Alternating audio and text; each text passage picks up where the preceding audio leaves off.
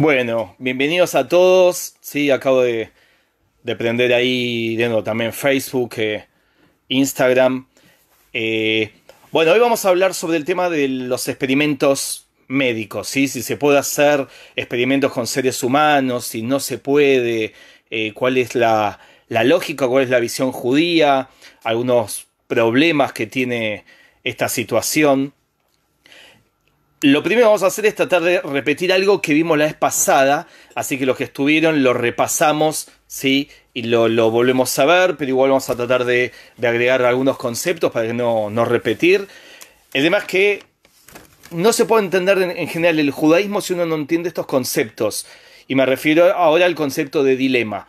Los que estuvieron la vez pasada escucharon que hablamos del concepto de dilema, lo tenemos que repetir, quiera o no quiera, tenemos que repetir el concepto de dilema que hicimos la vez pasada, porque lo que vamos a hablar tiene que ver justamente con eso, tiene que ver con un dilema. ¿Está bien? Y yo en realidad me arriesgo a decir más todavía, me arriesgo a decir que es difícil entender el judaísmo si uno no entiende el concepto de dilema, porque el judaísmo ve al mundo, ¿sí?, como un sistema de dilemas constantes. Entonces, perdón para los que estuvieron la vez pasada, repetimos este concepto nada más. Después voy a repetir una cosita, pero que lo vamos a dar una vuelta de tuerca. Y después va a ser todo nuevo. ¿Está bien? ¿Qué era un dilema? Yo conté que en la antigüedad había una discusión entre Platón y Aristóteles. Para Platón el mundo era un sistema de dilemas y para Aristóteles el mundo era principalmente un sistema de problemas. ¿Cuál es la diferencia entre un problema y un dilema? En el judaísmo creemos que el mundo está conformado por un sistema de dilemas. Un problema es una situación que vos podés encontrar racionalmente la solución. ¿Está bien? Eso es un problema. Una situación que tal vez no sea real la resolución, pero claramente podés encontrar una solución racional. ¿Está bien? Entonces, un ejemplo, yo la semana pasada, si yo pudiera vivir 300 años, podría ser ABCD de mi vida. Está bien, no voy a vivir 300 años, no importa, pero racionalmente puedo encontrar una solución a la situación que yo tengo.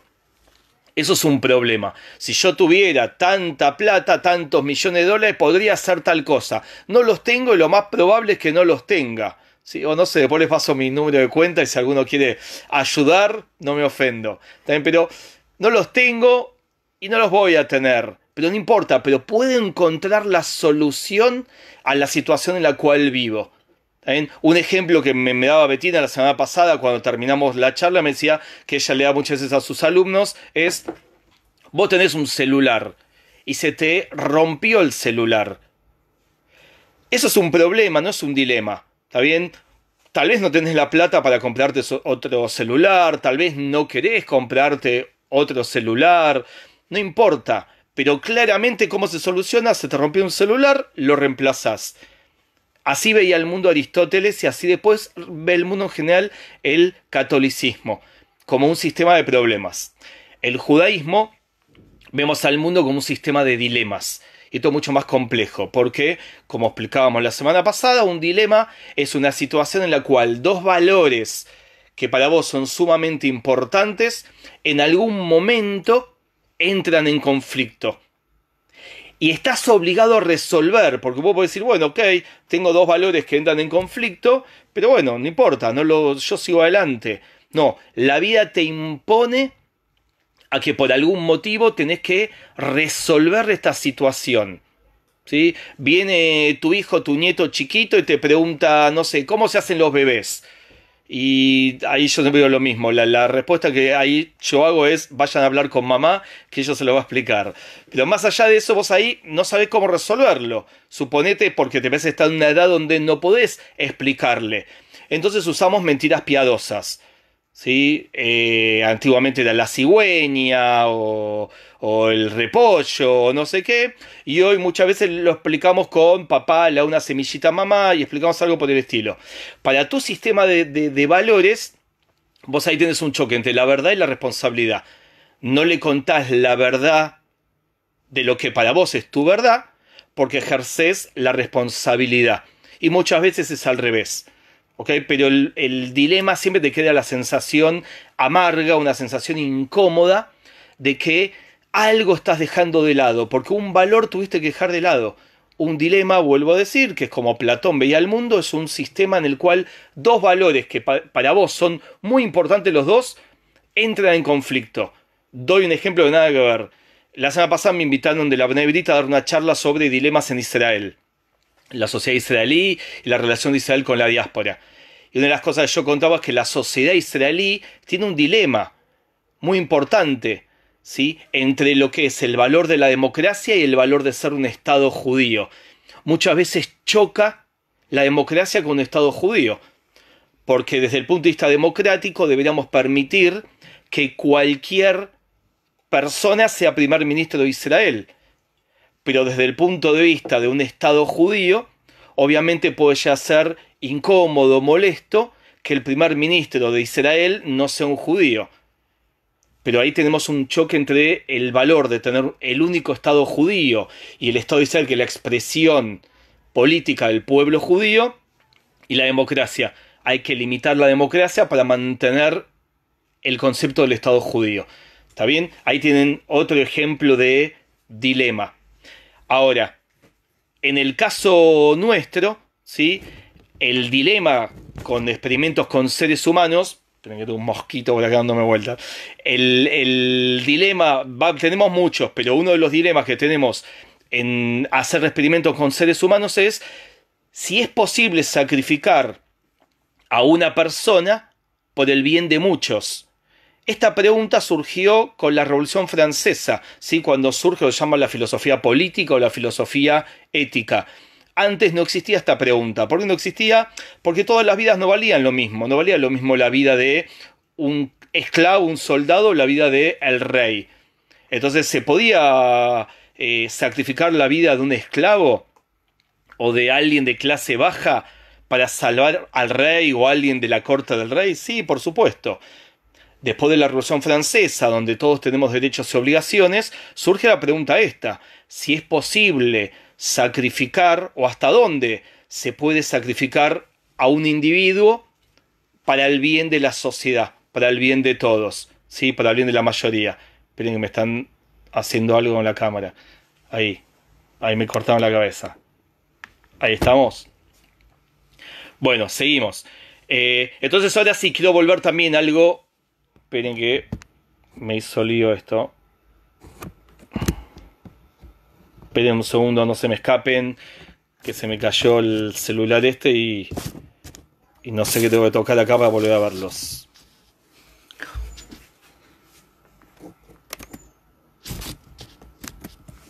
Ahí estamos, ahí volví, perdón. Para ustedes no cambió nada, para mí se me habían ido, no los veía y me era incómodo no verlos.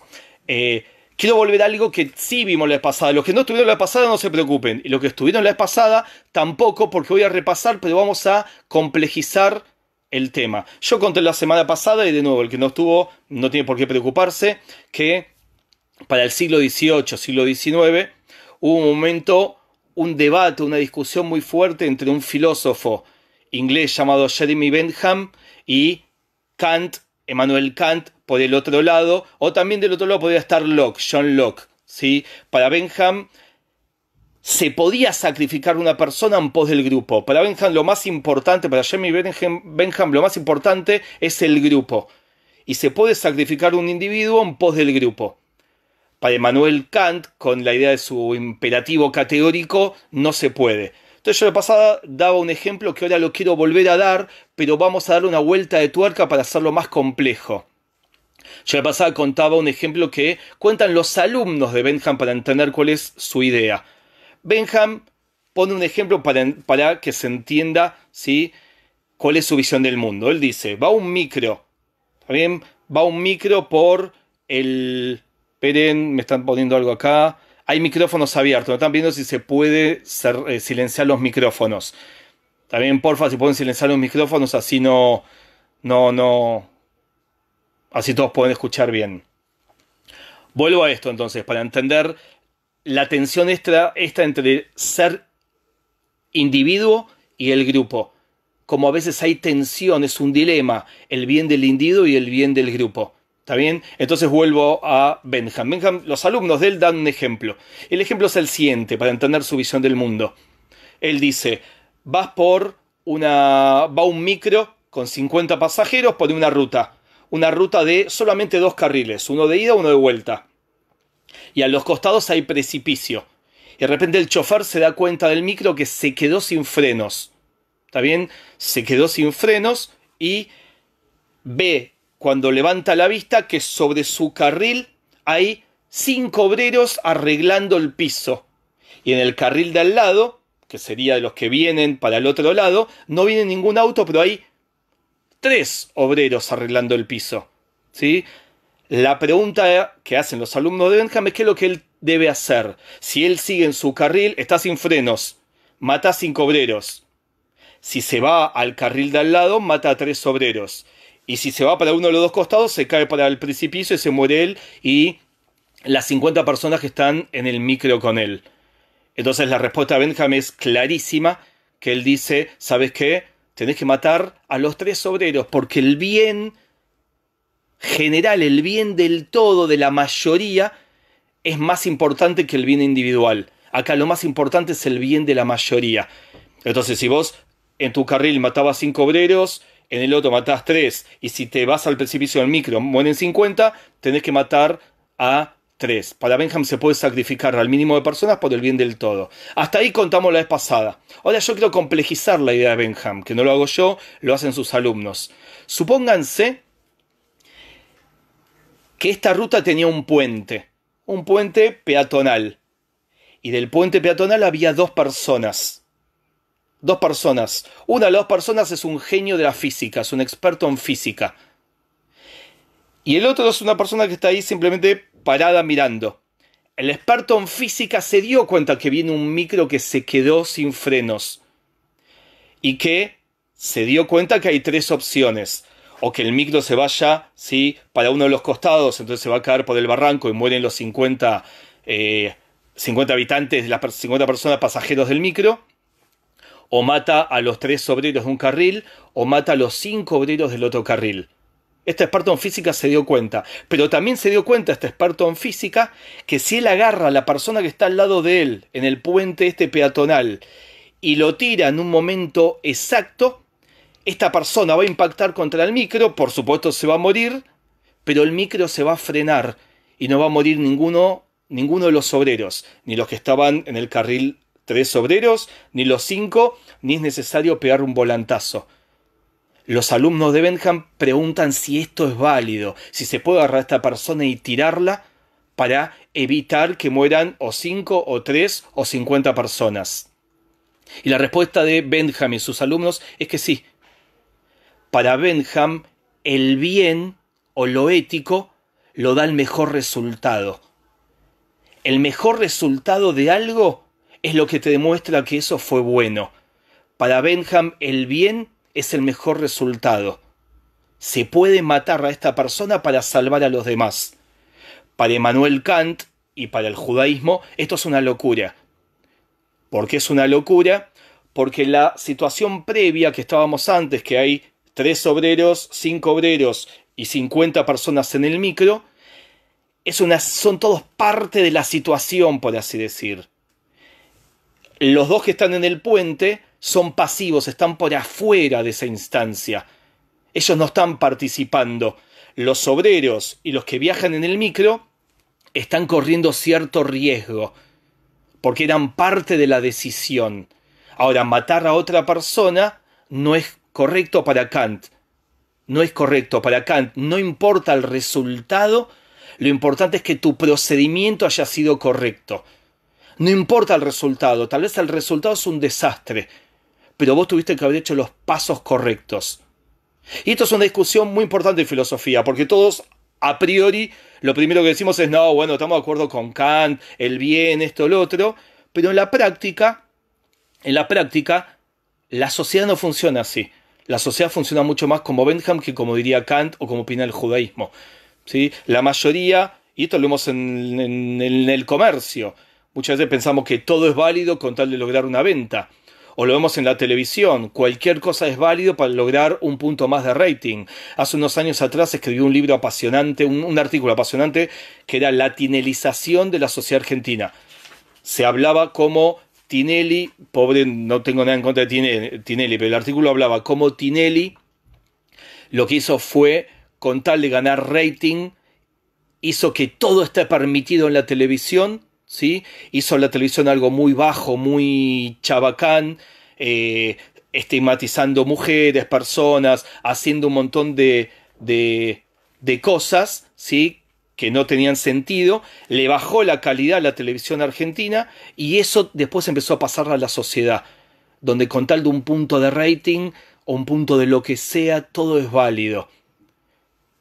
Esto es la idea de Benham. ¿Por qué está prohibido para Kant y para el judaísmo? Porque empujar a esta persona es un asesinato.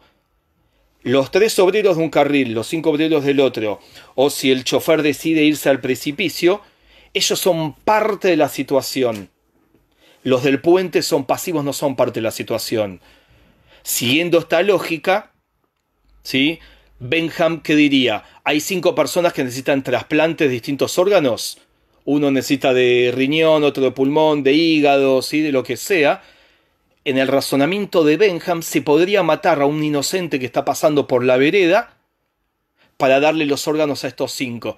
Porque vas a matar a uno y vas a salvar a 5.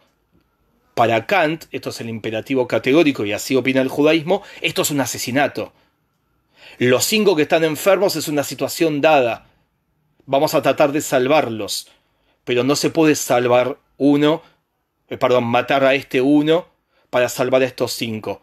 Y Benham dice que la cantidad es lo que define si algo está bien o está mal, si algo es correcto o incorrecto. Vuelvo a decir, la mayoría de nosotros vamos a decir, no, pero Jeremy Benham está totalmente loco y no estamos de acuerdo. Pero después, no ahora, después pónganse a pensar, el mundo funciona más como Benham que como Kant. Nos encantaría que funcione como Kant, pero funciona mucho más como Benham.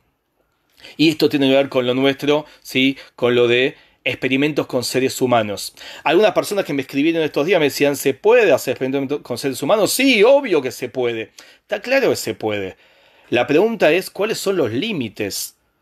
¿Por qué? Porque a todos nos gustaría decir, sí, se puede correr un pequeño riesgo una persona para salvar a muchos. Ahora el tema es cuando esa persona sos vos, o cuando esa persona es tu hijo. Como decía Platón, todos amamos a la humanidad, al que no bancamos es al vecino de al lado. ¿Sí? Esta es una idea de Platón sumamente interesante. Es fácil hablar de la humanidad, de amamos a todos los seres humanos. Al que no tolero es al que comparte el escritorio conmigo, al del séptimo B, al vecino de arriba, al vecino de abajo, a tu compañero de trabajo. Hay una película que yo siempre la cito, pero no la vi. La dieron en la época que nuestras hijas eran chicas y son esas épocas donde uno casi no va al cine, creo que era con Meryl Streep. La mayoría de ustedes se va a acordar cuando ahora cuente el caso este, ¿sí? Es una película donde una mujer de unos 60 años está haciendo terapia, va a terapia y le cuenta a su terapeuta que rompió todos los estigmas, rompió todos los paradigmas sociales y está saliendo con un hombre, ¿sí? 30, 35 años más joven que ella. Está saliendo con un joven de 25 años. Ella tiene unos 60 más o menos. Y la terapeuta la alienta, le dice, me parece excelente, ¿sí? Que rompas todos los estigmas sociales y todos los preconceptos y todo eso. Y después, en algún momento, alguno, mándeme el nombre de la película. Yo no la vi, por eso no me la acuerdo. En algún momento, la terapeuta se entera que ese joven de 25 años con cual esta paciente de ella estaba saliendo era su hijo. Y ahí le agarra un ataque y ahí toda su apertura de mente obviamente se va para atrás. Así somos los seres humanos. Somos muy abiertos, todos somos muy liberales cuando estamos hablando de un tercero o de un cuarto. ¿Se puede hacer experimentos en seres humanos? Muchos me escribieron en la semana. Che, pero la pregunta es media obvia. Sí, porque si no, no avanza la medicina. La pregunta es cuáles son los límites. Y para poner los límites tenés que pensar que vos o tu hijo puede ser una de las personas sobre los cuales se vaya a hacer un experimento con seres humanos. Entonces ahí ya no estamos hablando de un desconocido, ¿ok?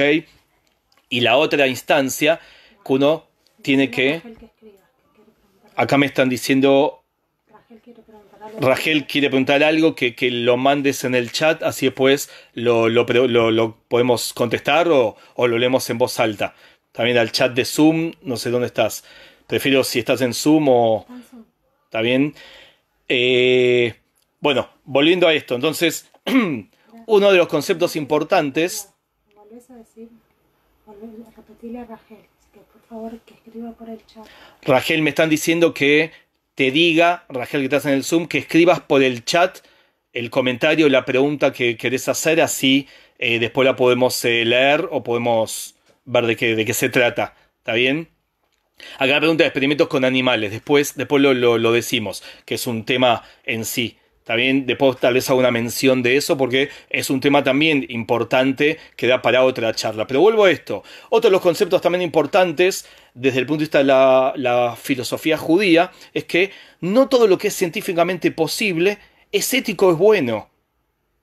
Es importante que se le ponga un límite ético a la ciencia, porque la ciencia cada vez puede más, la ciencia cada vez avanza más, y que vos técnicamente puedas hacer algo no quiere decir que lo que vos estés haciendo esté bien o sea correcto. Y esa es la función de la bioética, esa es la función de la sociedad.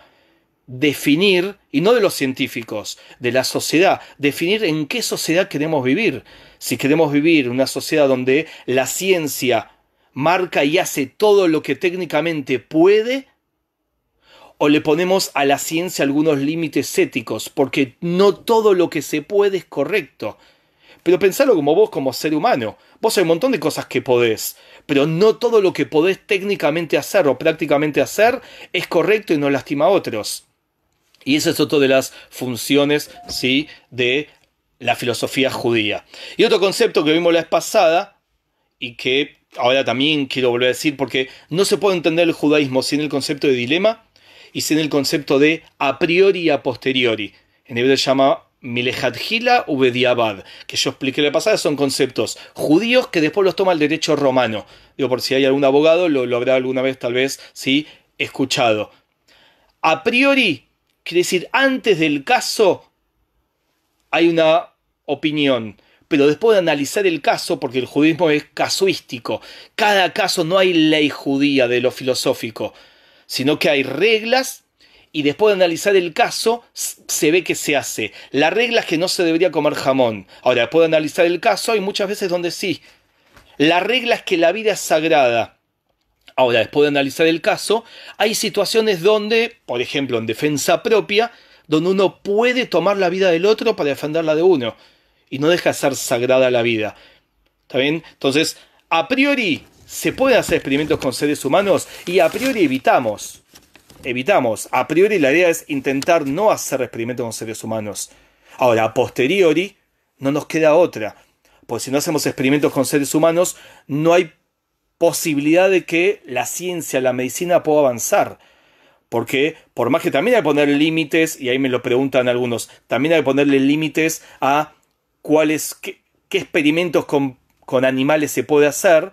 Hay un momento en el cual necesitas experimentar con seres humanos, porque no es la misma la biología de ningún animal que la del ser humano.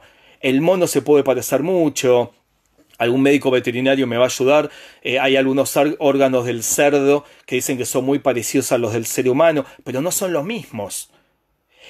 Y ni que hablar si estamos hablando de enfermedades, ¿sí?, o de trastornos que tengan que ver con algo más psiquiátrico.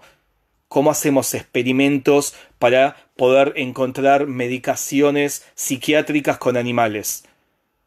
Entonces, claramente es necesario hacer experimentos con seres humanos. El tema es cuáles son las condiciones. Entonces, algunas preguntas que debemos preguntarnos para hacer experimentos con seres humanos, ¿sí? Entonces, por ejemplo, una pregunta que tiene que ver con lo que vimos la semana pasada es si hay algún orden de prioridad. O sea, primero hay que hacer experimentos con alguien que está mal de salud física, o alguien que tiene alguna enfermedad mental, o cualquier ser humano es lo mismo, ¿sí? ¿Cuál es la lógica del orden que ponemos, las prioridades? ¿Debe haber consentimiento de la persona? ¿O por el bien de la sociedad se puede hacer experimentos con cualquier ser humano? ¿Sí? ¿Se puede hacer experimentos sabiendo que daña a la persona que estamos haciendo el experimento, pero que trae grandes beneficios? O sea, como diría Benham, el resultado, que va a ser un excelente beneficio para la humanidad, justifica cualquier tipo de experimentos. O como diría Kant, hay que poner algún límite, ¿sí? Yo puedo voluntarizarme y sacrificarme en aras de la sociedad. Puedo decir, yo creo que me hagan este experimento, no tengo ningún problema. No, pero mira que te puedes ya morir. No tengo ningún problema, ofrezco mi vida, aunque tal vez me pueda llegar a morir por la ciencia. ¿Se puede? ¿Tengo ese derecho de hacer lo que quiero con mi vida? ¿O hay algún límite? A ver, otras preguntas. Si alguien tiene pena de muerte, ¿se puede hacer cualquier experimento? Si una persona tiene pena de muerte, si total en 3 días, ¿sí? Se lo va a inyectar algo, o se lo va a ahorcar, o silla eléctrica, o lo que sea. Y si hay una persona que le quedan meses de vida, ¿se puede hacer experimentos con ellos? Si total en 3 meses se muere. O si le queda una semana, más todavía. ¿Se puede o no se puede? Y con personas con capacidades diferentes, y con niños, con fetos. ¿Se puede hacer experimentos con fetos, por ejemplo? ¿A quién le preguntamos? ¿Quién tiene el derecho para ver si se puede o no se puede? Todo esto vamos a tratar de responder, ¿sí?, en este encuentro. 5 minutos o menos, 2 minutos de una historia básicamente de cuándo comenzaron los experimentos con seres humanos. ¿Está bien? Para hacer un pequeño recorrido histórico para que nos podamos ubicar. En la antigüedad no había experimentos con seres humanos. Generalmente se hacían experimentos con animales y alguna que otra vez con algún cadáver a escondidas. ¿Por qué a escondidas? Porque al principio no se les ocurrió y después porque todas las leyes antiguas lo prohibían. Los egipcios, los griegos, los romanos, el texto bíblico, sí, el judaísmo muy antiguo también lo prohibió, pues era como una ofensa al cuerpo. Cuando nace el cristianismo prohibió hacer experimentos con seres humanos, ¿sí? El primer, tal vez, médico que investigó un poco en el siglo II fue Galeno. Pero él casi no hizo experimentos con cadáveres. Algo sumamente interesante, a mí me encanta lo que es la historia de la medicina. Ustedes saben que hasta hace unos 400 años no se sabía cómo era prácticamente el cuerpo por dentro. Se pensaba que era totalmente diferente a cómo es. Porque como prácticamente no había experimentos con personas vivas ni muertas, ¿sí?, no habían autopsias para estudiar, se imaginaban cómo era el cuerpo, pero no tenían la menor idea cómo era el cuerpo por dentro. ¿Sí? Los médicos de Alejandría antiguamente hacían algunos experimentos con animales y alguna que otra autopsia, pero era algo sumamente raro la autopsia. Las primeras autopsias para investigar, para estudiar la anatomía, las hace un médico que se llamó André Vesalio, o su nombre original era Andreas Vesalius, en el siglo XVI en Bruselas. En esa época Bélgica, Bruselas pertenecía, sí, a Holanda. ¿Por qué es importante esto, siglo XVI? Porque ahí estaban los protestantes. Y el protestantismo fueron los primeros que dieron un paso a favor y entender que había un dilema y que había que hacer ciertos experimentos con cadáveres para poder comprender y entender cómo era el cuerpo y la anatomía humana. Entonces el primer médico que hace algunos experimentos, ¿sí?, es Andreas Vesalius en el siglo XVI en Bruselas, pero en esa época Bélgica era parte, sí, de Holanda. Ven que me están haciendo acá una pregunta, tengo que mirar la compu de al lado, no se me escapen. ¿Qué?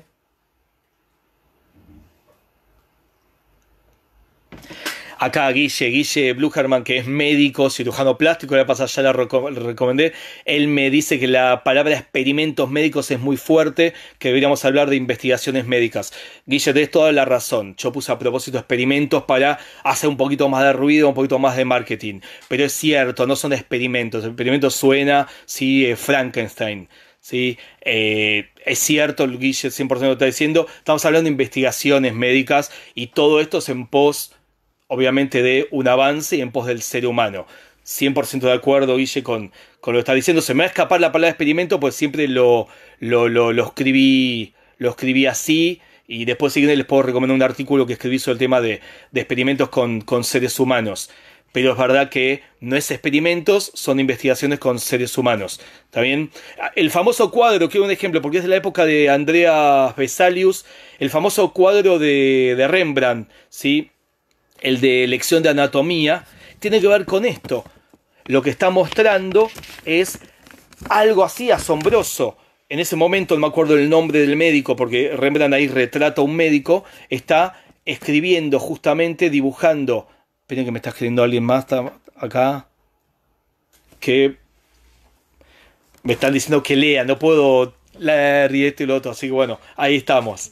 Estaba diciendo que el cuadro de la lección de anatomía de Rembrandt es de esta época y justamente tiene que ver con Holanda. Es cuando los protestantes autorizan a experimentar o hacer investigaciones con personas muertas, con cadáveres, pero se lo autorizaba cada tanto, se lo autorizaba una vez cada tanto, no se autorizaba siempre. Ven que hay alguien ahí en la sala de espera, ¿está bien? Entonces no era siempre se autorizaba, y por eso el cuadro de la lección de anatomía es tan impactante, porque están mostrando algo que no era algo cotidiano. Las primeras investigaciones más sistemáticas ya se empiezan a hacer después de la Revolución Francesa, ¿sí? Con la modernidad se empiezan a hacer las primeras investigaciones, ¿sí? Siguiendo lo que acaba de decir Guille, y no experimentos, se empiezan a hacer, y al principio lo hacían los médicos sobre ellos mismos, o sobre sus hijos, o algún familiar cercano. Ya más o menos para el siglo XIX, inicios del siglo XIX, hay algunos médicos que hacen algunas investigaciones con pequeños números en algunos hospitales. El boom de las investigaciones médicas viene en el siglo XX y previo a los nazis, todavía que lo vamos a decir de eso. En el siglo XX hay un punto de inflexión en la Primera Guerra Mundial, y entre la Primera Guerra Mundial y la Segunda Guerra Mundial se empezaron a hacer un montón de investigaciones con personas con objetivos de investigación. El tema es que en esas primeras investigaciones el tema ético tal vez no ocupaba un lugar importante, tiene que ver con la sociedad de esa época.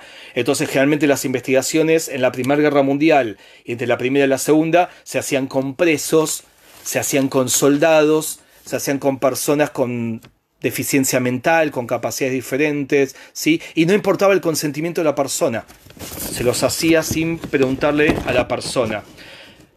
La pregunta que le hago en un paréntesis, y yo mismo voy a dar aunque sea mi respuesta, es si lo que pasó en la Shoah, en la época del Holocausto, uno puede decir que eran investigaciones médicas. Y yo contesto no.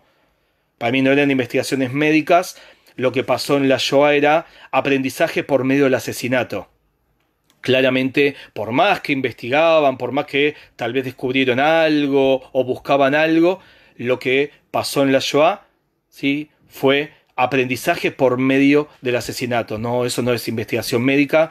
Y para nombrar el jefe de médicos de la SS, ¿sí?, que se ha borrado su nombre para siempre, era Ernst Gravitz, y después el más famoso y conocido fue el doctor Mengele, pero que él no era el jefe. Ahora, ¿lo de ellos eran investigaciones? No, claramente no. También eran asesinatos por placer, por todo lo que fue la locura de la Shoah. Y si, bueno, se aprendía algo, sí, buenísimo. Ahora, como consecuencia justamente de la Shoah, en el juicio de Nuremberg, esto fue en 1946, se enjuició a varios médicos que estuvieron en la Shoah.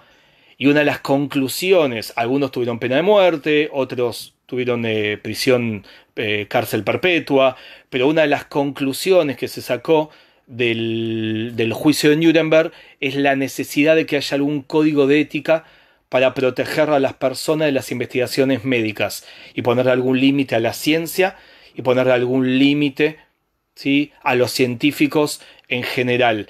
Y se escribe el primer código que se llama el Código de Nuremberg. Y esto dio pie a que unos años después, en 1964, se escriba un código, el Código de Helsinki, que es la base del código ético de investigaciones con seres humanos hasta el día de hoy. ¿Cómo se hace una investigación con seres humanos? Y hay varios médicos acá escuchando, viendo, que lo podrían explicar mucho mejor que yo, desde alguien que se dedica a la filosofía judía. Básicamente el método en inglés sí se llama Randomized Double Blind. Traducción, ¿sí?, es diseño de doble ciego. ¿Qué quiere decir esto? Se arman dos grupos, queremos investigar, no sé, un medicamento, una vacuna, como en este caso, generalmente se arman dos grupos donde a un grupo se le da el medicamento real que estamos investigando, y al otro grupo paralelo se le da lo que se llama placebo. La palabra placebo viene del latín, que significa dar placer. Ninguno de los que participa del experimento, ni los médicos, ni los pacientes o los voluntarios, saben quién recibe placebo y quién está recibiendo el medicamento en cuestión o investigación de verdad. Y esto se hace para tratar de ser más objetivo en la investigación. Y acá ya hay algunos problemitas éticos, mínimos tal vez, pero hay. Algunos discuten que cuando estamos haciendo investigaciones con enfermos, con personas sí que están enfermas, darle placebo a alguno de ellos, hay algún como un engaño, hay como una mentira, hay generar unas expectativas cuando a esta persona le estás dando algunas expectativas y no le estás dando nada. Entonces hoy en día en filosofía no quiero meterme en eso porque sería otro tema, hay toda una discusión si el método este del placebo, si bien técnicamente es objetivo y hace que realmente se pueda medir, si hay un tema de sugestión, si hay un tema de la energía que pone el paciente o hay algo objetivo del medicamento, pero tiene algunos conceptos filosóficos con el tema del engaño, la mentira, que está en discusión. Ahí veo, Guille, estás mandando una página o algo, después vemos bien qué es y la leemos o la sugerimos para todo. ¿También? Ahora, vamos a volver al tema de los experimentos o de las investigaciones. Acá tenemos que citar a Hegel, ¿sí? La mayoría de nosotros escuchamos hablar de Hegel, siglo XVIII, 1770 y pico, 1830, vive Hegel. Y Hegel, básicamente, él, lo voy a hacer muy simple, tiene lo que se llama la teoría de la dialéctica. ¿Qué es la teoría de la dialéctica? Hay una tesis, hay una antítesis y hay que tratar de buscar la síntesis, ¿sí? La tesis podría ser: necesitamos investigar para avanzar la medicina. Sí, necesitamos investigar, pues si no investigamos la medicina no va a avanzar. La antítesis podría ser: ok, pero toda investigación con seres humanos conlleva riesgos, o la mayoría conlleva riesgos. ¿Quién está dispuesto a decirle a su hijo que vaya? Está bien, hay algunas investigaciones obviamente que tal vez no tienen riesgos, pero una investigación con riesgo. Entonces, por un lado necesitamos las investigaciones, por el otro lado tenemos los riesgos, ¿sí? ¿Tenemos derecho a poner en riesgo a alguien para que avance el todo? O sea, ¿podemos hacerlo de Benham? ¿O tenemos un poco más kantianos, más como el judaísmo, decir que los objetivos, el resultado no justifica el objetivo, perdón, el camino? El bien no es como decía Benham, ¿sí? Que si el resultado fue bueno, quiere decir que todo lo que hicimos fue bueno. No, el resultado puede no ser bueno, pero es importante igual tener un camino ético. Entonces, tenemos que buscar la síntesis, citando a Hegel, y por esto eso es un dilema. También porque siempre vamos a tener la tesis y la antítesis. Entonces voy a ir ahora a ejemplos concretos. Voy a tomar un poco de agua.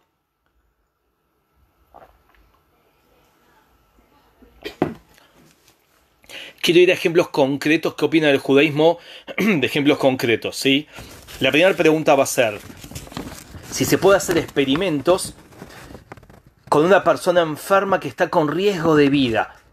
¿Podemos hacer un experimento con alguien que está en un riesgo de vida? Hay un enfermo que tiene, no sé, no quiero nombrar una enfermedad para que nadie se sensibilice, pero no sé, cáncer, tal vez, que suena para los que no somos médicos así, lo más conocido, lo más abundante. Una persona está con un cáncer y está en riesgo de vida, está en una etapa final de su enfermedad. La pregunta es, ¿se puede hacer un experimento con esta persona relacionado con su enfermedad, sabiendo que por un lado está la posibilidad que el experimento supongo que a esta persona le quedaban 6 meses de vida?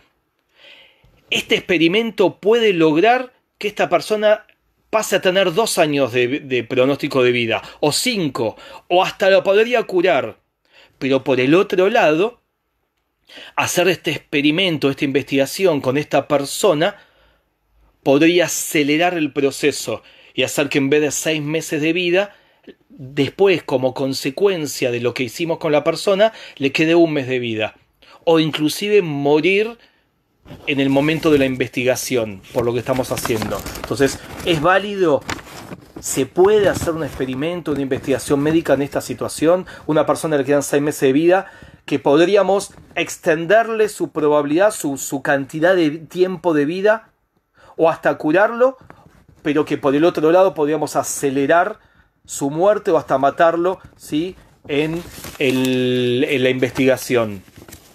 Entonces, ¿cuál es la opinión judía de esto? La visión judía del mundo es que ante una situación de riesgo de vida cierto, concreto, siempre es conveniente actuar, aunque nos pongamos en riesgo, ¿sí? Siempre la visión judía es que cuando hay riesgo de vida, uno tiene que actuar, aunque lo que hagas tal vez te genere un riesgo mayor al que vos hubieras tenido si no hacías nada.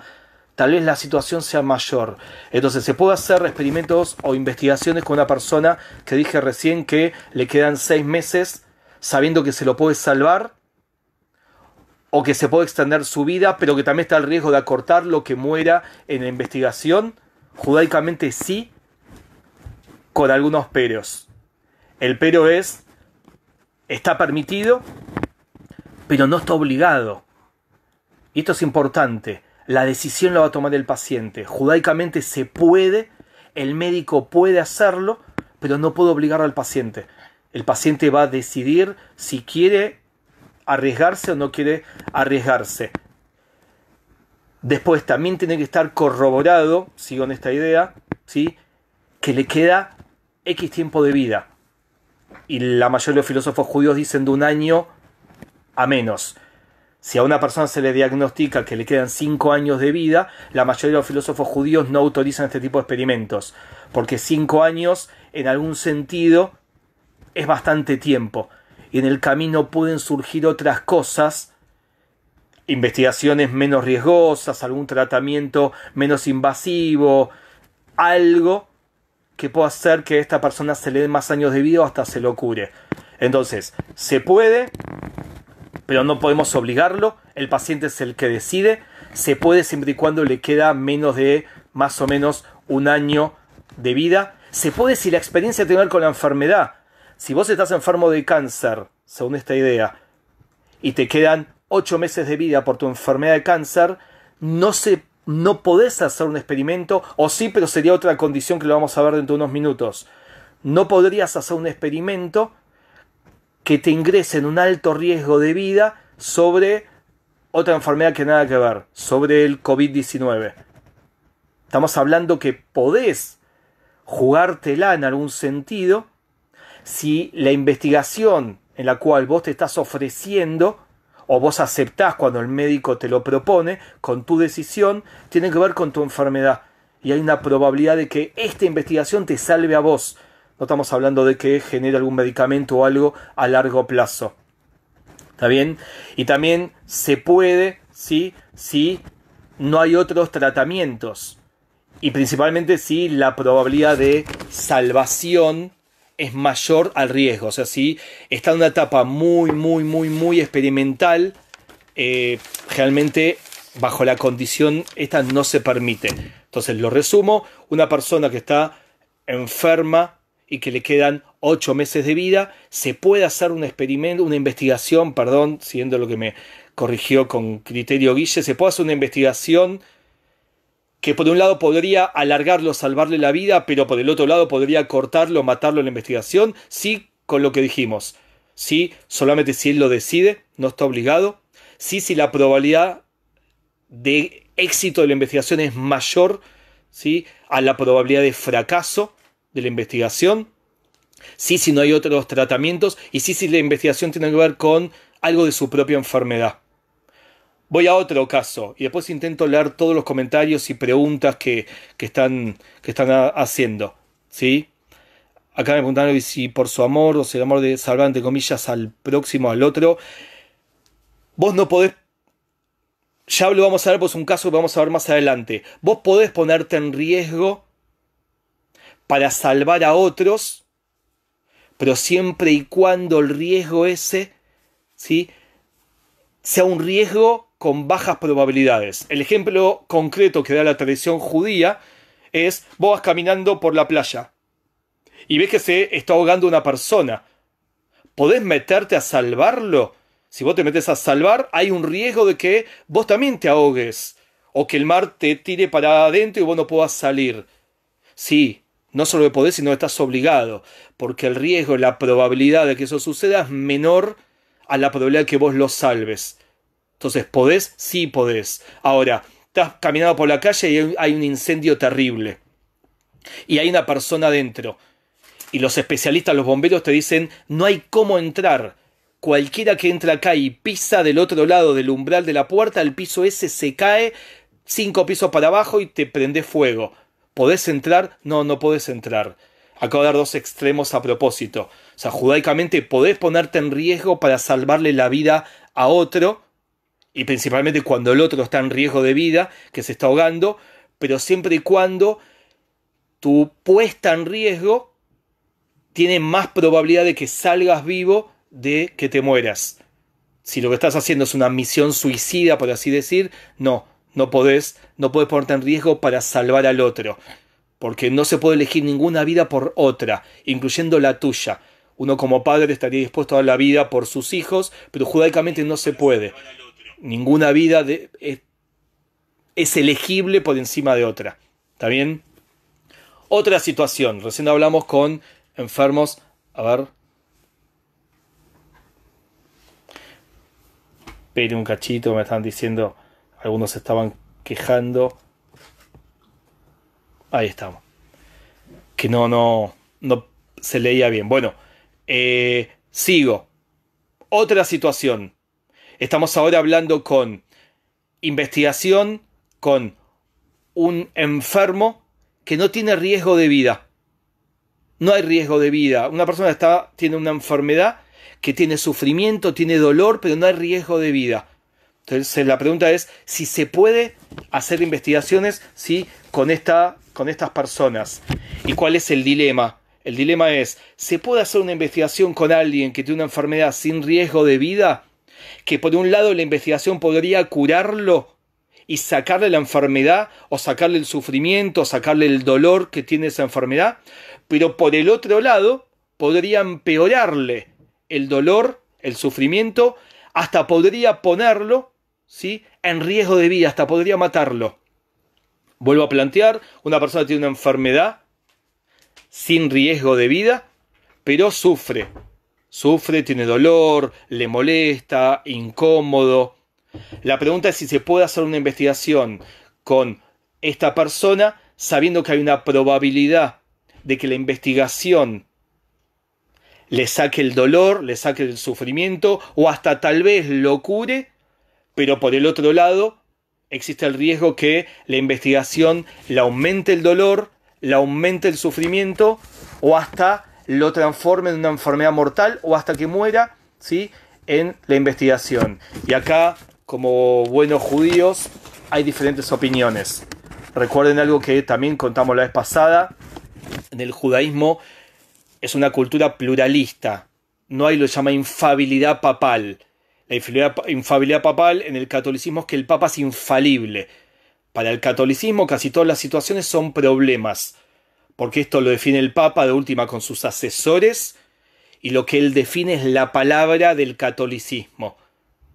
Vos podés estar de acuerdo o no, pero esa es la palabra oficial. Judaicamente hay debate, discusión, hay pluralismo. A veces conviene un modelo, a veces conviene otro. En este planteo que acabo de hacer, de una persona enferma sin riesgo de vida, pero con dolor, sufrimiento, si puede hacerse experimentos, ¿sí?, que podría salvarle, curarlo, o sacarle el dolor o el sufrimiento, pero por el otro lado podría empeorar la situación hasta generarle la muerte. Hay opiniones diferentes, ¿sí? Algunos opinan que se puede ofrecer la persona para una investigación de este tipo si el dolor, si el sufrimiento es elevado. Si tenés un dolor elevado y constante. Yo doy un ejemplo personal, perdón que lo lleve algo personal. Yo tengo mareos, a mí me agarra cada tanto vértigo. ¿sí? Cada tanto así de la nada estoy así hablando con ustedes, ¿sí? Y se me empieza a dar vuelta todo fuertísimo, me agarra lo que llaman nistagmo, que los ojos me van, ¿sí? Para los dos lados, tengo que cerrar los ojos, y muchas veces llego hasta el borde del desmayo. Y me dura eso un rato largo. Y después se me pasa, pero me deja un día una situación muy incómoda. En ese momento yo estoy dispuesto a cualquier investigación, cualquier cirugía, cualquier cosa. Obviamente uno no puede tomar la decisión en ese momento. Pero la realidad es que en los últimos años esto me pasa una vez por año. Entonces, lo primero que hay que evaluar desde el punto de vista judío es si hay mucho sufrimiento. También que es una subjetividad. ¿Qué es mucho sufrimiento? Entonces, es un debate que hay que tener entre el paciente, el médico y algún grupo de bioética que exceda al médico, porque no es un tema solo técnico, y el paciente, el médico y algún grupo de bioética donde haya filósofos, rabinos, sacerdotes, abogados, sí, por supuesto, como dije antes, médicos, para ver realmente si el riesgo amerita por el sufrimiento que tenés y cada cuánto se da ese sufrimiento, si es constante o como en mi caso, sí, una vez cada tanto. ¿Por qué es esto? Porque estamos hablando, no hay riesgo de vida, es un sufrimiento. Entonces habría que, de alguna forma, intentar buscar algún método objetivo para evaluar este sufrimiento. A ver si amerita, como el caso anterior, ponerse en riesgo, o no amerita y hay que bancársela. Pero estás metiéndote en el caso del incendio, que di hace unos minutos, sino en el caso de el mar, que estás tratando de salvar a alguien cuando hay una probabilidad elevada de salir. Ahora, si te estás metiendo en un edificio que no hay casi posibilidad de salir por el incendio, por el fuego, no tiene sentido. ¿Está bien? Entonces, y lo otro, también se puede si hay una alta probabilidad de éxito. ¿Ok? Paso a otro caso. Entonces, hasta ahora vimos con enfermos o terminales, por así llamar, o vimos personas enfermas, pero no tenían riesgo de vida. Esperen que me están preguntando algo. Si que las vacunas se prueban en gente sana. Ahora vamos a ir a esos ejemplos. ¿Está bien? Entonces, ahora vamos a pasar tal vez a esos ejemplos.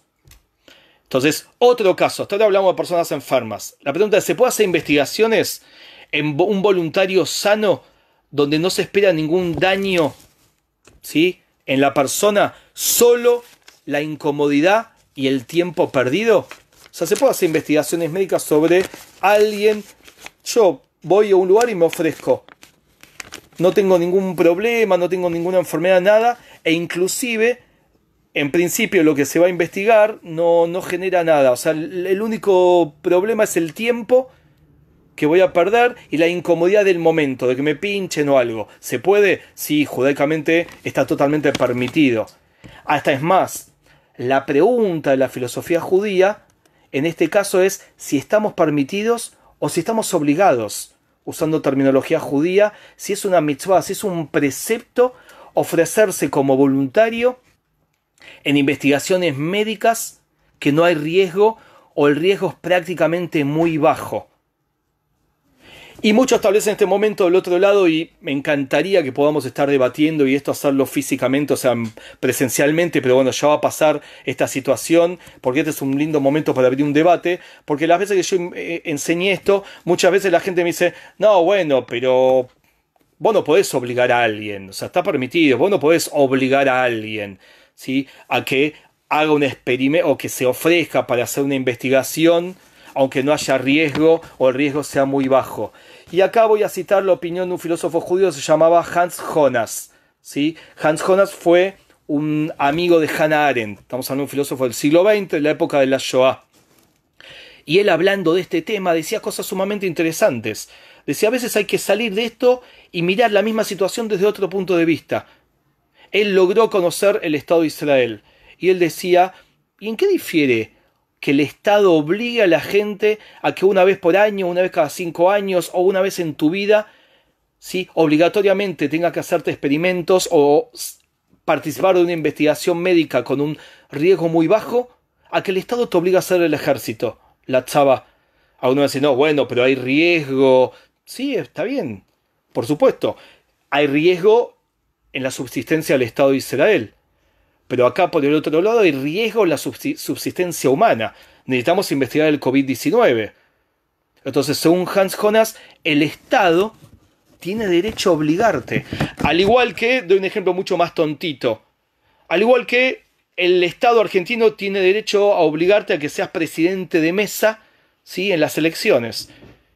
Y no es un derecho, es una obligación constitucional si te llega la carta a ser presidente de mesa. ¿Y por qué el Estado a mí me obliga? Y me saca tiempo y me genera esa incomodidad. Bueno, Hans Jonas decía, filosóficamente esto es lo mismo. Y él sostenía que los estados tienen derecho y las comunidades tienen derecho a obligar, no a pedir, no a que sea un precepto, no que sea un acto voluntario, que sea un acto ético, a obligar a sus ciudadanos que una vez en la vida, una cada 5 años o cada tanto, sean parte de una investigación con bajo riesgo para ayudar al avance de la medicina. Y él sostenía que la donación de sangre debía ser obligatoria, que el Estado también, la sangre es un recurso que no lo podemos fabricar, no lo sabemos fabricar. Algún día se descubrirá o no. Y es un bien, se fue el nombre, cuando falta, un bien, bueno, se fue la palabra, ¿está bien? Un bien limitado. Entonces él sostenía que a veces aceptamos que el Estado nos obliga a algunas cosas, pero cuando la misma lógica se aplica en otras, no lo aceptamos. Él decía, el Estado tiene y debe. La comunidad judía, decía él, puede y debe, no hacer que sea una mitzvah, que es un precepto que la gente elija, obligar a la gente a dar de su tiempo y ponerse un poco incómodo en pos, ¿sí?, de la investigación médica. Es tu aporte al avance de la sociedad. E inclusive algunos creen que no hace falta un consentimiento, que el Estado podría tener el derecho, si no hay riesgo, sin un consentimiento. Ven que acá me están diciendo que hay una pregunta y me rajo, me picó un mosquito, estaba volando por acá. Ricardo dice que la palabra es escaso y Betty levantó la mano, decirle que escriba si es que tiene una pregunta. Escaso, bien escaso. Acá me dicen que Ricardo escribió eso. Gracias, Rick. Bien escaso. Y Betty, estás haciendo una pregunta que levantaste la mano y yo no los veo. Porque aparte de acá tengo Facebook, Instagram, me tapa las pantallas. Porfa, ahí en el chat del Zoom escribí y después leemos las preguntas o los comentarios que ustedes hacen. ¿Está bien? Bueno. Entonces, vamos a hacer otro ejemplito, o sea, otra situación. Hasta ahora fuimos en situaciones. Entonces, ahora la pregunta es si se puede hacer investigaciones en voluntarios sanos donde se espera algún grado de daño. Porque recién el ejemplo yo daba donde el Estado te puede obligar. Estamos hablando eran investigaciones donde en principio se va a investigar algo psicológico o algo tal vez que te dan para tomar, pero que a priori no hay ningún riesgo, o el riesgo es ínfimo. Ahora la pregunta es, si un voluntario, una persona sana, se puede voluntarizar, y esto tiene que ver un poco, Judith, con tu pregunta, Judith Saray, que leo acá, pongo tus preguntas, lo estás vos comentando acá. La pregunta es si una persona sana se puede voluntarizar para que hagan sobre él alguna investigación que pueda haber algún grado de daño. ¿Judaicamente se puede? O sea, la pregunta sería, ¿una persona puede arriesgarse, ¿sí?, a contraer un daño eventual para salvar a su prójimo de un daño certero? Pues estamos investigando algo concreto, no es me entrego a la investigación abstracta. Algún médico está haciendo una investigación sobre alguna medicación que ayuda mucho al cáncer, pero necesita probarlo con gente sana por alguna razón médica. Pero hay un riesgo que te podría generar algo. Eso. Entonces, ¿puedo ofrecerme como persona sana en una investigación que tiene un riesgo o cierto grado de riesgo? Entonces, la respuesta judía es sí. Sí, judaicamente se puede. Y no solamente se puede, sino que incluso es una mitzvah, que es un precepto hacerlo. Lo que no se puede es obligar. Así como hace unos minutos discutíamos que algunos filósofos judíos, principalmente Hans Jonas, sostiene que se puede y hasta se debería obligar a que te voluntarices, no sería voluntarizarse, a hacer parte de investigaciones sin riesgo. En este caso, como hay riesgo, no se puede obligar, pero judaicamente está permitido voluntarizarse a una investigación que tenga algún riesgo, porque tiene que ver con el ejemplo del mar. La respuesta también judía es siempre y cuando no genere daños irreversibles. Entonces acá diferenciamos el ejemplo de alguien se está ahogando en la playa, te metes a salvarlo, sabiendo que vos sabés nadar, sabiendo que igual puede haber un riesgo, vos sabés nadar, pero hay corrientes, si podés tragar mucha agua, lo que sea, podés ponerte en riesgo para salvar a una persona.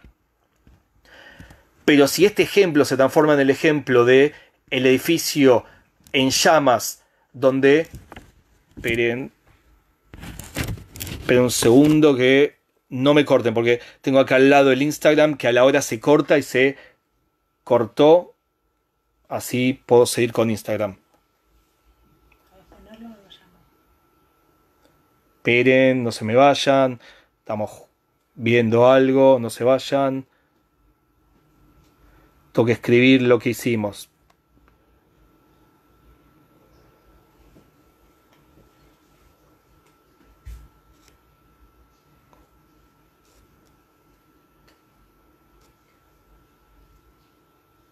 Mientras te cuento, Guillermo dice: el mayor problema es cuando se mezcla la ciencia con el dinero.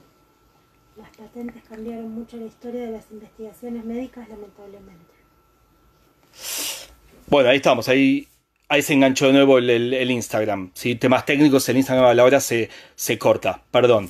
Entonces lo que está diciendo es, ¿podés ponerte en riesgo? ¿Sí? Para una investigación donde vos sos una persona sana, pero hay un riesgo, ¿sí? En esa investigación. Se puede si estás dentro del ejemplo del mar. Entonces vos podés ponerte en cierto riesgo cuando la probabilidad, sabiendo que esto es subjetivo, cuando la probabilidad es baja. Yo me meto al mar a tratar de salvar a una persona, sabiendo que hay un riesgo, pero el riesgo bajo porque sé nadar y creo que puedo dominar. No puedo meterme en un edificio totalmente prendido de fuego donde no hay casi cómo entrar por las llamas. Entonces, puedo voluntarizarme para hacer una investigación que haya riesgo, siempre y cuando los riesgos que genere no sean irreversibles y no me genere una enfermedad terminal o una enfermedad, ¿sí?, sistemática o una enfermedad compleja. Ahora, si es una incomodidad o me va a generar 20 días dolor de espalda o un resfrío o algo por el estilo, sí, se puede. Una incomodidad leve o un riesgo leve, se puede. Porque de alguna forma tenemos que hacer un esfuerzo en pos de todos. Y este es el dilema. El dilema es cómo cuidamos al individuo, pero cómo cuidamos también al grupo. Cómo aquellos que estamos sanos, aportamos lo nuestro para que los que no están puedan tener esperanza y salir adelante. Lo mismo tiene que ver desde el punto de vista económico, es la lógica de por qué pagar impuestos, por qué aquellos que estamos un poquito mejor tenemos que hacer un esfuerzo por aquellos que están un poquito peor. Es exactamente, ¿sí?, la misma lógica. Ahora, al médico también le está prohibido hacer esta investigación si sabe que genera daños irreversibles. No solo que yo no me puedo voluntarizar, sino que judaicamente el médico no puede hacer una investigación en pacientes sanos si sabe que genera daños irreversibles. O sea, vos a una persona sana, después de la investigación no puedes salir enfermo, salvo que es una enfermedad, como dije recién, reversible o una incomodidad o le generes un resfrío o un dolor de espalda, estoy inventando, durante un mes o 2 meses, ¿sí? O le generes alguna incomodidad, invento algo en la vista por 3, 4 días, 5 días o una semana. Ahora, si la investigación va a generar una situación irreversible, no se puede porque no podemos elegir una vida por la otra. Podés ponerte en riesgo, como el ejemplo de el mar, para salvar a una persona. Si no, entiendan esto, si judaicamente no podríamos ponernos en riesgo las personas sanas, en cierto riesgo para salvar a alguien que está en un riesgo concreto, judaicamente no podrían existir policías, bomberos, guardavidas, y ya en la Torá habla de la importancia del policía. Ya hace 2000 años judaicamente existían bomberos. También judaicamente hace 2000 años se dice que hay que enseñarle al hijo a nadar, porque tiene que saber salvarse su vida en situaciones de riesgo, metafóricamente y prácticamente, y porque le puede salvar, sí, la vida a alguien. ¿Está bien? Ahora vamos a dar otros ejemplos, ¿sí?, de situaciones de investigaciones con seres humanos. Otra pregunta que podemos hacer en investigaciones con seres humanos es si se pueden realizar investigaciones en personas que están agonizando.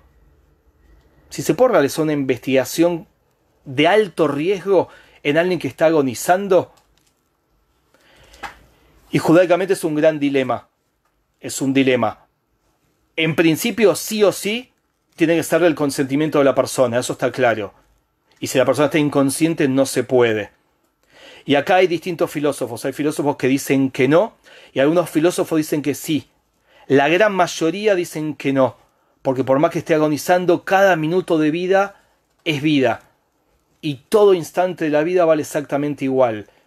Entonces, una persona está agonizando, ¿se puede hacer una investigación con él? Sí, pero es el primer caso.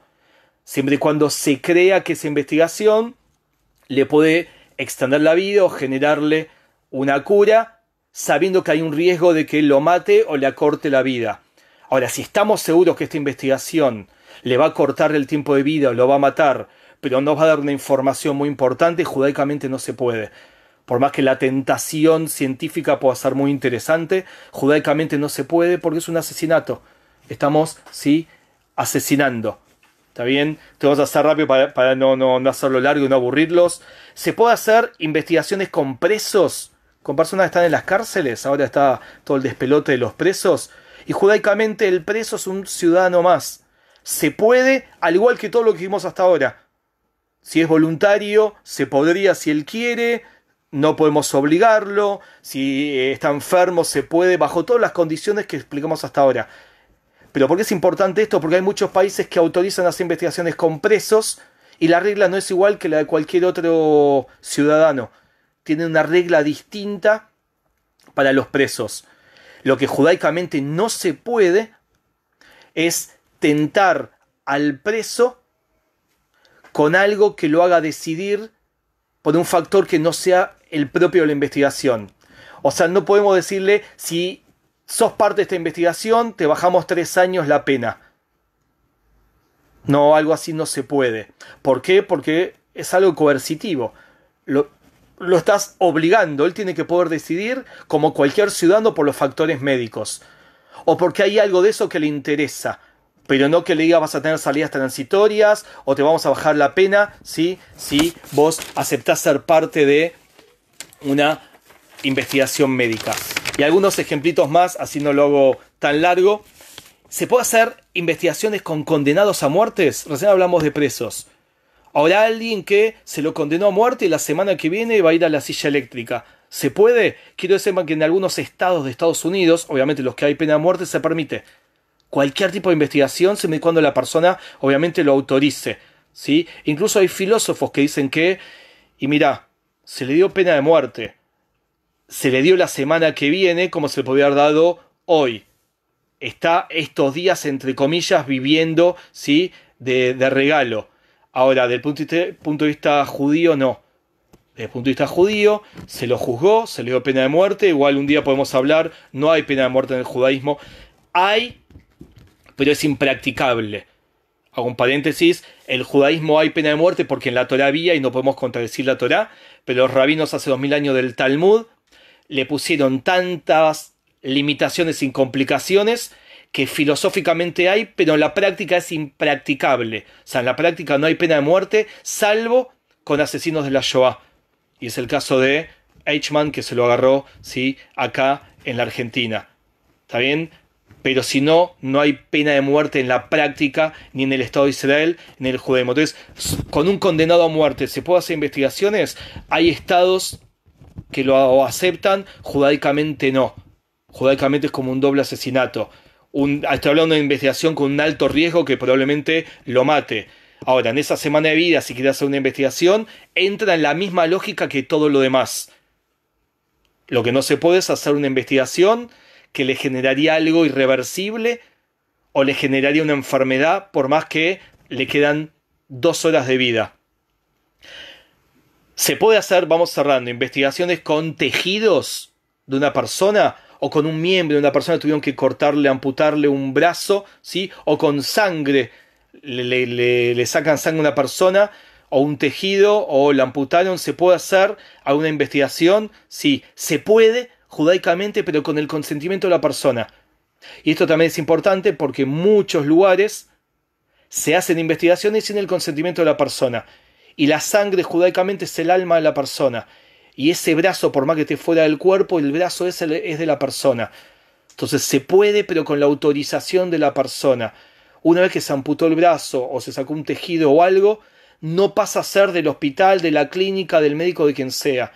Sigue siendo de la persona y es un tejido humano. Entonces no se puede deshumanizar. Se puede hacer investigaciones con la autorización, ¿sí?, de quien donó la sangre, o quien le amputaron un brazo, o quien le sacaron un tejido, y se puede donar sangre o tejido para investigación. También se puede. Ahora, en el caso de si es una amputación, un tejido grande, una vez que se terminó la investigación, que la persona dio su consentimiento, judaicamente, ese brazo, por así decir, o hay que enterrarlo, como hacemos con un cuerpo judío, o se autoriza la cremación. Me pidieron que hablemos de cremación, en otro momento vamos a hablar de cremación, que es todo un tema ahora por el COVID-19, pero a priori no se puede cremar en el judaísmo. Solamente los judíos enterramos. Hay situaciones en las que se podría llegar a permitir. Y hay toda una discusión ahora, inclusive un caso acá en Chaco, si no me equivoco. Guille, vos justo me escribiste hace un tiempito, que se cremó a una persona, pero fue porque la intendencia se apuró y tuvo un despelote. Y la comunidad de ese lugar medio como que tuvo que acompañar, no es que lo aprobó, pero hoy en principio no hay ningún país donde se esté cremando. Hay países donde se está cremando por el coronavirus, pero si la comunidad judía o musulmana se oponen, se encontraron otras formas, ¿sí?, para evitar la cremación. Judaicamente la cremación es como una falta de respeto al cuerpo y a los que quedamos, que necesitamos tal vez un proceso de duelo y sentimos que es como una violación a la persona. Pero es un tema muy subjetivo. Yo creo la opinión judía, hay gente obviamente que va a estar a favor de la cremación, pero un brazo amputado que hay consentimiento de que se lo investigue, una vez que se terminó la investigación, tiene que ser enterrado en un cementerio judío o se lo puede cremar, porque no es un cuerpo, ¿sí?, entero. Y voy cerrando con esto. La pregunta es si se puede donar el cuerpo post-mortem para investigación médica. Yo dejo escrito que post-mortem quiero, ¿sí?, donar mi cuerpo para investigación médica. Judaicamente se puede. Se puede si firma un documento donde los médicos tienen que comprometerse a tratar el cuerpo, ¿sí?, con mucho respeto. Máximo por un año. Judaicamente no se puede más que un año, y cuando se termina la investigación hay que enterrarlo y se hace un entierro judío como si hubiera muerto ayer. Y se hacen toda la ceremonia en el entierro judío, y no quiero extenderme ahora, pero el duelo de las personas, los seres queridos de la persona que entregó su cuerpo para la investigación, es todo un tema complejo. Se hace cuando murió y solamente el día del entierro al año. ¿Está bien? Y ahora, para cerrar, de verdad, judaicamente entonces ya vimos, se puede hacer un montón de experimentos con seres humanos bajo algunas condiciones. Lo que no se puede, y ahora yendo al COVID-19, lo que está pasando en algunos países, lo que no se puede es saltear etapas de investigación. Yo no lo quiero decir ahora para no hacer largo, pero acá hay varios médicos que lo saben mejor que yo. Hay 4, ¿sí?, instancias en las etapas de investigaciones con seres humanos. Una vez que ya se lo investigó en animales, en laboratorio, todo eso, hay 4 momentos. No se puede acelerar, pero no se puede saltear como se intentó hacer en Estados Unidos, y que fue después se hizo marcha atrás, o como se intentó hacer en algunos lugares. Podemos acelerar procesos, pero no podemos saltear procesos, porque al saltear procesos estaríamos generando, ¿sí?, algunos inconvenientes a futuro. Por la desesperación del hoy, del presente, no podemos hacer cosas o ponernos en riesgo a mediano o largo plazo. Las instancias, las situaciones, según la tradición judía, hay que intentar resolverlas mirando el corto, el mediano y el largo plazo. Y muchas veces a los seres humanos y a los políticos, ni que hablar, les quema el corto plazo, el presente. Entonces hacen cosas de alto riesgo, ¿sí?, para el mediano y largo plazo. Entonces, judaicamente está prohibido saltear etapas de investigación. Podemos acelerar algún proceso, pero no se puede saltear. Y lo último, para terminar de verdad, es si se puede pagar a alguien que se ofrece como voluntario para que sea una investigación sobre mi cuerpo o sobre mi psiquis. Y no está prohibido judaicamente, pero en principio no es aconsejable desde la filosofía judía. ¿Por qué es esto? Si bien yo estoy invirtiendo tiempo, por un lado porque está bueno que todos demos tiempo en pos de lo macro, en pos de lo social, y tengamos un compromiso social, pero después por una realidad práctica, porque no se quiere generar, ¿sí?, la profesión de conejillo de indias. No queremos que la gente humilde encuentre como una vuelta para encontrar dinero, poner en riesgo su salud y su vida, ofreciéndose para como conejillo de indias para investigaciones médicas. Entonces, se puede pagar judaicamente, porque si no sabemos que es imposible, si no se paga, prácticamente no hay voluntarios, pero lo ideal de punto de vista judío es que se eduque para que todos entendamos que tenemos que dar parte del tiempo, del esfuerzo y hasta un pequeño riesgo en pos del todo, y además para proteger a los más humildes, que si no son los que generalmente se van a poner en riesgo, para que las personas que estamos un poco más acomodados la podamos pasar mejor. Bueno, muchas gracias. Quiero ver si hay alguna pregunta, algo, y también antes, mientras la publicidad de siempre, el viernes quiero contar algo. No te me vayas nadie, no se vaya nadie, ni Instagram, ni Facebook, ni Zoom. A partir de este viernes vamos a anotarnos a las 7:30 como siempre para hacer una preparación, un espacio de Shabbat. Pero a partir de este viernes no lo hacemos más por Instagram. Apenas terminamos, sí lo vamos a subir al Instagram. Lo vamos a hacer por Zoom y por Facebook, porque la idea es que nos podamos ver. Entonces viernes 7:30 nos vamos a encontrar en el Zoom. Y la idea es que podamos vernos, y cuando termina esos 25 minutos que dura lo que hacemos, que son las bendiciones, que hacemos como si estuviéramos en casa, y algunas cosas que yo enseño, inclusive vamos a habilitar los micrófonos para que se puedan saludar. Yo voy a intentar saludarlos a todos y que entre ustedes puedan verse, y aunque sea en forma virtual, formemos una comunidad. ¿Por qué no usamos Instagram? Porque no se puede hacer Instagram vivo. El Facebook se lo puede conectar de alguna forma al Zoom, el Instagram no. Apenas termine lo vamos a subir al Instagram también. Entonces, viernes 7:30 vamos a estar por Zoom, ya les voy a mandar el ID, el código, y vamos a estar también por Facebook todos los viernes 7:30, mientras que esté la cuarentena o este momento de aislamiento social. Y los sábados a las 11 de la mañana abrimos un espacio solo por Zoom para poder vernos, de Parashat Shabua. Vamos a estudiar el capítulo de la Torá, ¿sí?, semanal. Y todos los viernes y todos los sábados vamos a tener el mismo código, el mismo ID. Inclusive el del viernes y el del sábado va a ser el mismo. También vamos a tener un ID, con ese vas a entrar los viernes al Kabbalat Shabbat. Con ese vas a entrar el sábado a estudiar Parashat Shabua, Parashá, el capítulo de la Torá de cada semana. Y todos los viernes y todos los sábados va a ser el mismo. Así que a partir de este viernes, y lo último de esto, la idea es que como lo vamos a hacer por Zoom, lentamente lo vamos participativo. Este viernes voy a estar yo, va a estar Nati, que es la Hasanit, y Gastón, alias Tonchi, que es el tecladista. Y va a haber espacios donde va a cantar Nati, un espacio donde Gastón va a tocar, un espacio donde yo voy a explicar como siempre. Pero la idea es que a partir del otro, ¿sí?, del otro viernes, esperen que se puso algo en la pantalla, ¿puede ser? ¿Se puso? Osvaldo, creo sos vos, Osvaldo Schwarzer, que sin darte cuenta compartiste pantalla, me parece. Sí. Osvaldo, pero estoy hablando igual. Bueno, yo sigo. Está bien, Osvaldo, creo sin darte cuenta compartiste la pantalla. Sí, compartiendo. Seguís compartiendo tu compu, estamos viendo todo tu escritorio, muy interesante.